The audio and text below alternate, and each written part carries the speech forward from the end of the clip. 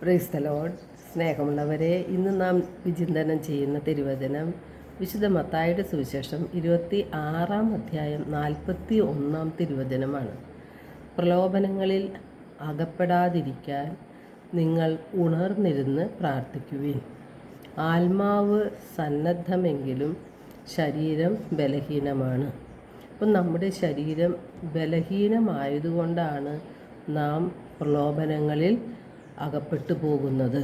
പ്രലോഭനങ്ങളിൽ അകപ്പെടാതിരിക്കാനായിട്ട് നാം പ്രാർത്ഥിക്കണമെന്ന് യേശു നമ്മെ ഓർമ്മിപ്പിക്കുകയാണ്. സുവിശേഷത്തിൽ യേശു പ്രാർത്ഥിക്കുന്നത് നാം കാണുന്നുണ്ട്. യേശു പ്രാർത്ഥിക്കുന്നത് കണ്ടിട്ടാണ് ശിഷ്യന്മാർ തങ്ങളെയും പ്രാർത്ഥിക്കുവാൻ പഠിപ്പിക്കണമേ എന്ന് യേശുവിനോട് അപേക്ഷിച്ചത്.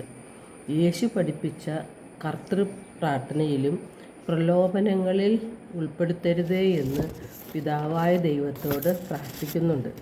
നാം പ്രാർത്ഥിക്കുമ്പോൾ അത് എപ്രകാരമായിരിക്കണം എന്ന് വിശുദ്ധ മാർക്കോസിൻ്റെ സുവിശേഷം 11-ാം അധ്യായം 25-ൽ തിരുവചനം പറയുന്നുണ്ട്.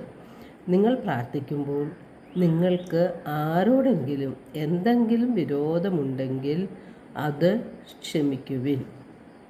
അപ്പം നമ്മെ വേദനിപ്പിച്ചവരോട്, നമുക്ക് വിരോധമുള്ളവരോട് നാം ആത്മാർത്ഥമായി ക്ഷമിച്ചുകൊണ്ട് വേണം നാം പ്രാർത്ഥിക്കാനായിട്ട്.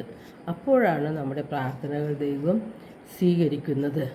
പ്രലോഭനങ്ങളിൽ അകപ്പെടാതെ നാം ശക്തി പ്രാപിക്കുന്നതും അപ്പോഴാണ്.